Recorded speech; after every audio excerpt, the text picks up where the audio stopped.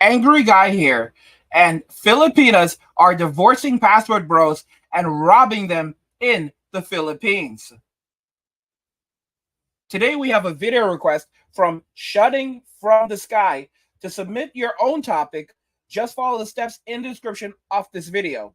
Shutting from the Sky writes, angry, please review the video, his side.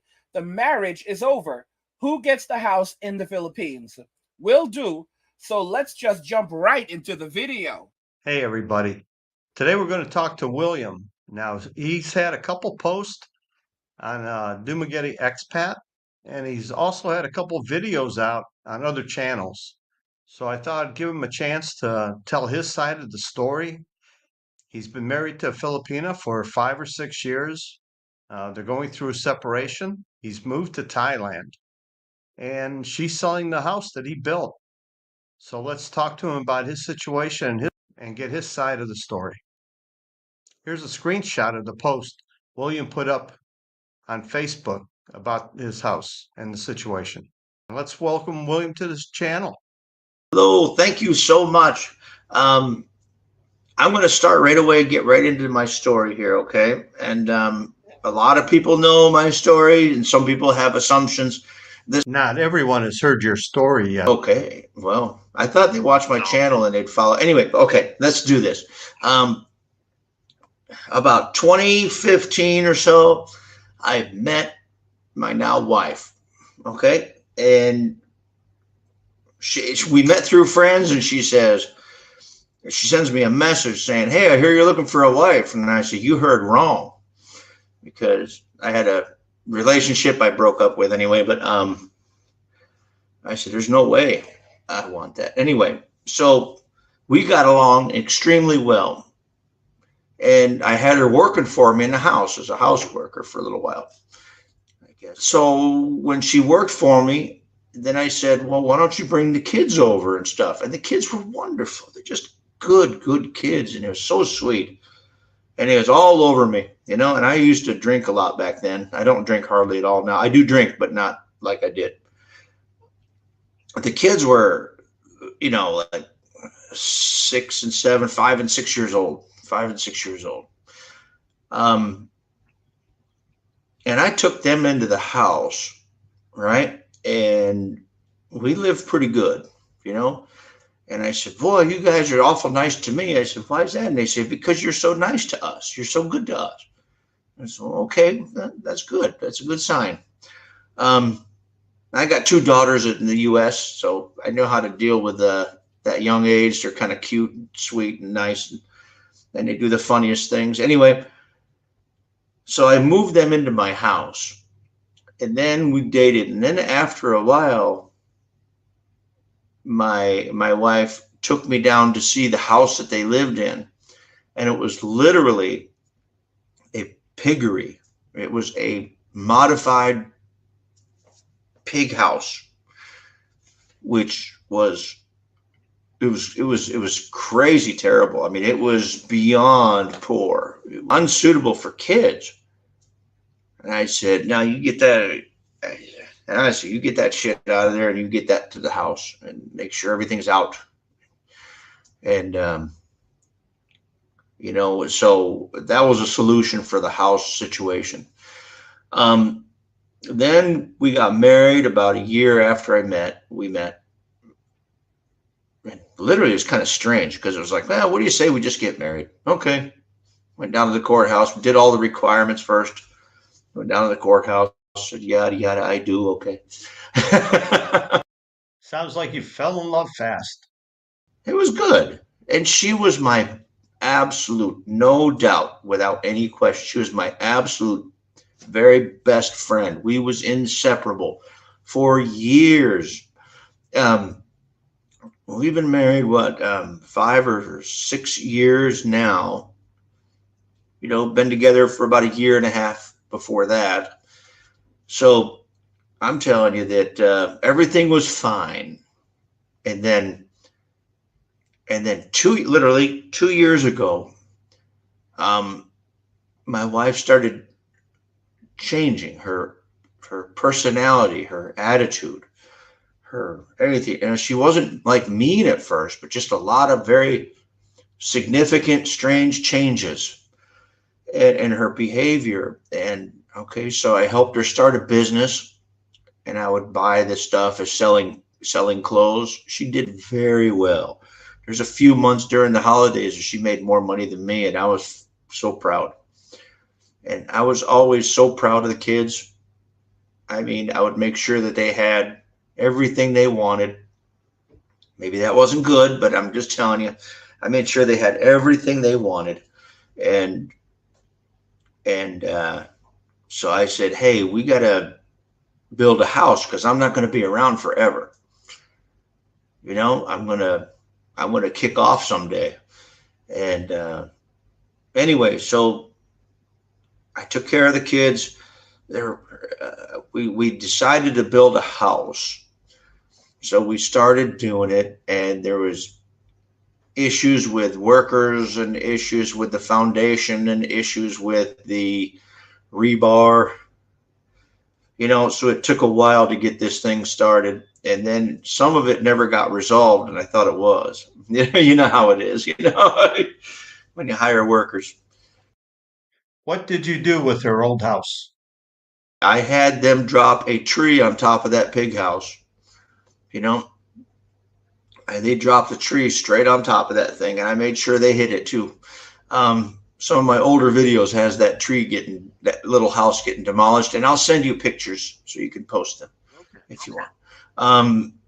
Not to embarrass anybody, I'm just telling you that they came from that, and it was horrific. So yes, I did everything I can to keep them out of poverty. I'm not rich, but I'm pretty middle class in the Philippines. So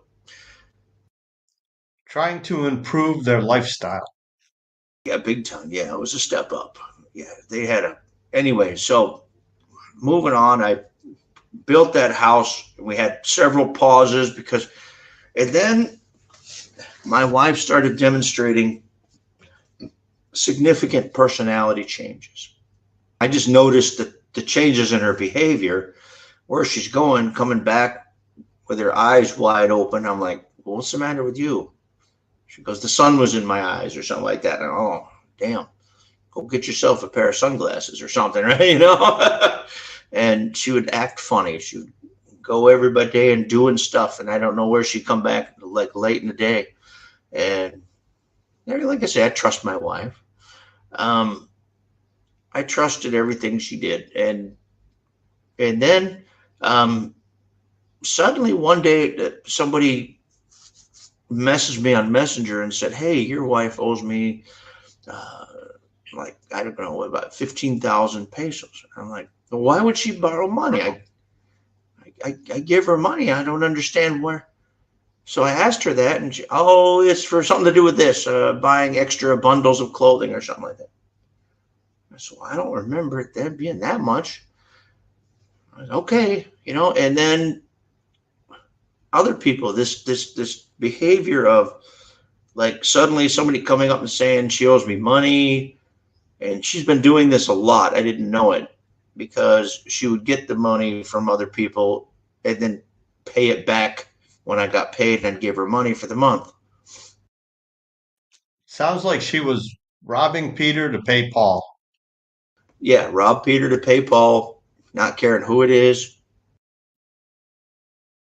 You're in Thailand right now, but this happened in the Philippines. And I'll tell you why I left in a little while, okay?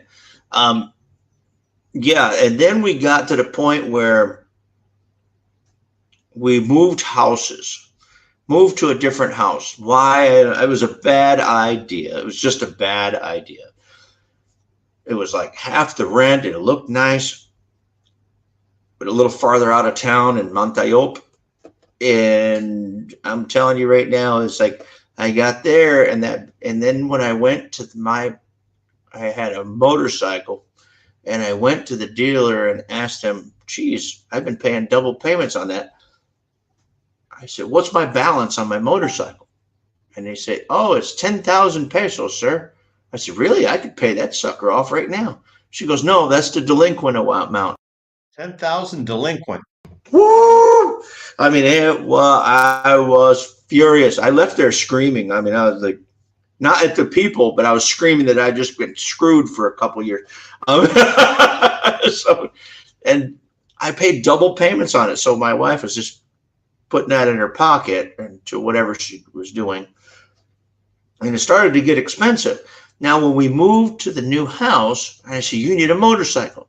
So I go take her down the Russie, pick out a motorcycle, and I start making payments on that.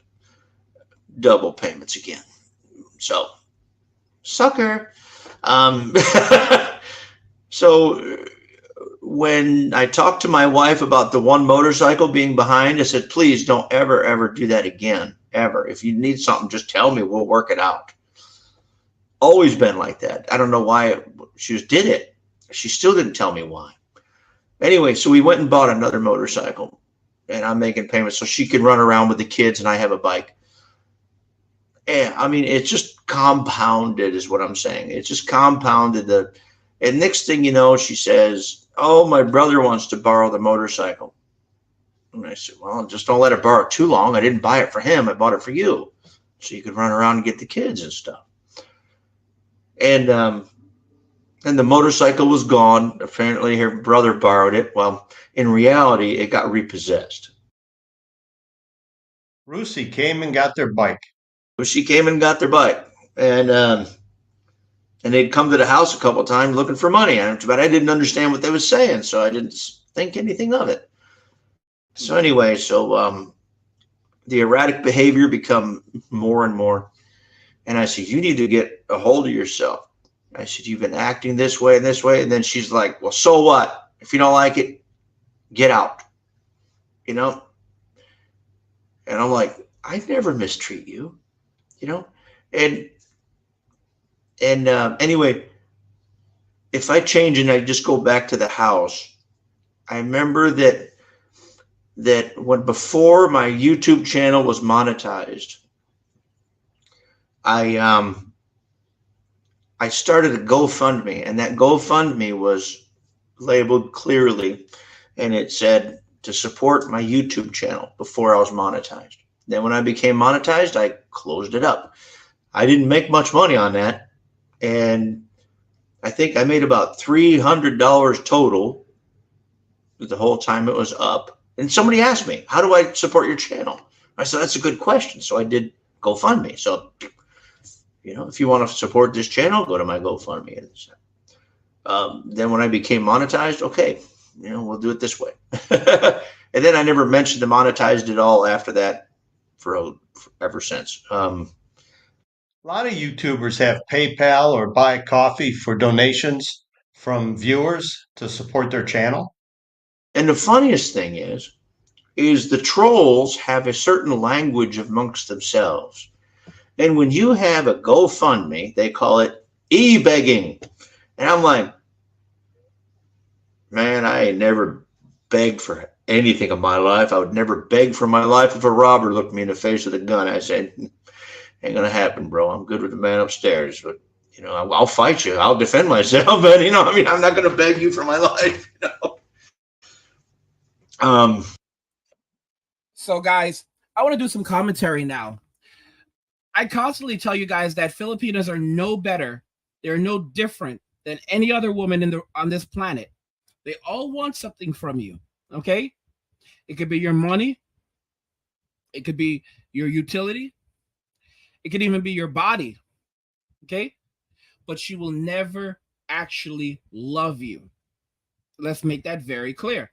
I say that women in the Philippines are not better than women from Western society. They just operate differently. They are raised to be wives, mothers, caregivers, nurturers, because that's their means of survival and way out of poverty.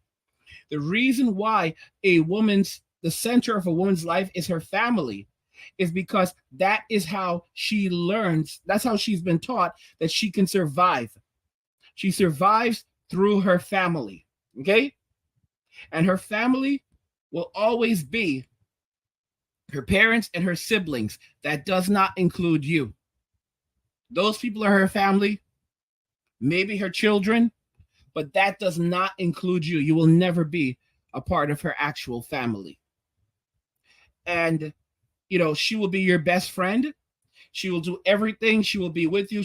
Guys, a lot of these guys do this with women. Like, oh, the woman is like, she's so perfect. Like, she's so cool. She's so great. She watches Star Wars with me. She does all of these interesting things. Yeah, girls. Yeah, guys. She likes anime too, right? Guess what? That doesn't mean she actually likes you. What she's doing is, she's basically renting her time to you. Okay, you go to the Philippines. This guy's like, he's like, I'm pretty middle class in the Philippines. Nah, bro, you're pretty rich in the Philippines. You're pretty rich in the Philippines. Okay, unless you're rich in the Philippines. When the average Filipino is living on when $3,600 is a lot of money in the Philippines. When $3,600 is a lot of money in the Philippines, right? And you're retired now. Because your channel is like retired in Thailand or something like that. No, dude, you are rich. You are rich. If you have like $10,000 a year of disposable income, you're rich to these people. You are absolutely rich, because on $9,000, people live on $3,600. You can live decent in the Philippines. On $6,000, $5,000, $6,000, you can live really well in the Philippines. On $10,000, you're basically upper middle class approaching the very rich. Okay, we're talking gated neighborhood. We're talking about you will never be hungry. You will eat whatever you want to eat. You will live really, really good, really, really good. When you want electronics, just import them from the United States, where you'll be able to get things cheaper, because the electronics could be really expensive over there. That's how it is with all countries. But you're from America, so you can get whatever you want from America. Guys, I told you, she is never yours. It was just your turn. All right. And Calvin from Sunshine Shoulders constantly talks about this, where these women, they specifically go looking for guys who are older. They'll even put on in their dating bios, like, I'm looking for a guy who's old, an older guy, right? Yeah, because they're waiting until he expires so they can collect everything he has. And I've told you guys, don't go over there and build a house for her, because she will own that house. You cannot own property in the Philippines. You can't own property in the Philippines. So what ultimately ended up happening here is she kicked him out. She told him to get out. She left him, broke up the marriage, and now she's selling the house, because of course the house is going to be in her name, and he figured that it's community property. Oh, sorry about that, bro. Nope. So she's selling the house. She's going to put the money in her pocket, and she's going to dip. And those kids, they never loved him. They didn't. And here's the thing. It doesn't matter, because they were never his to begin with. This is their culture, guys. This is the culture. I lived in Mexico for a while. I had to learn it the hard way over there. Those people will never see you as one of them. They will smile in your face. The more you do for them is the more they will take advantage of you. All right? You have to learn the Mexican way. Basically, don't give, you give them exactly what you're supposed to give them. And if they don't do what they're supposed to do, don't give them any more. And I was so stupid, and I lost a lot. I lost a lot living overseas. Okay? Blackmail, all kinds of stuff. All kinds of stuff. And when you're in another man's country, you're at the mercy of that country and the people in that country, especially if you don't speak the language. Guys, Filipinas are divorcing password bros and robbing them in the Philippines. What do you think regarding this? It's literally a shocker to me, And I mean, but well, it's not a shocker to me, because I knew this was gonna happen. I've been telling you that it was gonna happen, but it's a shocker that men still are not aware of this and are still getting caught up in this. I warned you guys. I've put out my videos that the Filipinos don't actually love you. Okay, they're just working you over. They are not better than other women. When you go over there with $36,000, all right, that you are rich. You are rich, and you're out there spending $100 for a $1 cup of coffee. What do you guys think? Let me know in the comments. Like the video if you like it. Don't forget to subscribe. And if you like the video, share the video. And just remember that all roads lead to MWM and walking away. And cheers.